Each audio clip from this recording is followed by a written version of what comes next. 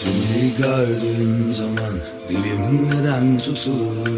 Seni gördüğüm zaman güllerimde kurur. Seni gördüğüm zaman hayat sanki son bulur. Gözlerine bakınca dünyalar benim olur. Susma gönlüm sen söyle. Haydi gönlüm sen söyle. Aşkımı sevgiliye, derdimi sevgiliye.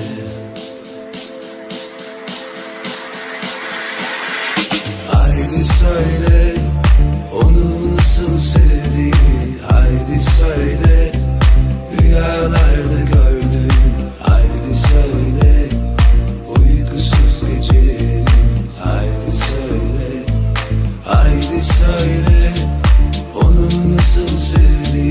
Haydi söyle, rüyalarda gördüm. Haydi söyle, uykusuz gecelerim. Haydi söyle.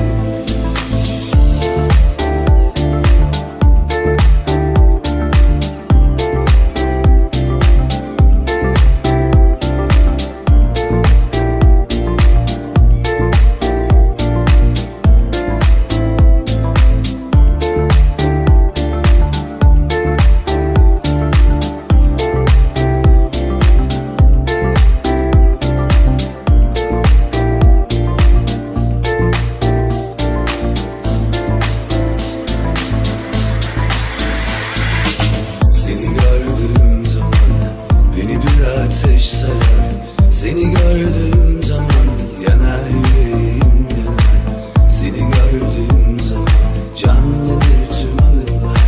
Seni gördüğüm zaman durur bütün zamanlar. Susma gönlüm sen söyle. Haydi gönlüm sen söyle. Aşkımı sevgiliye, derdimi sevgiliye.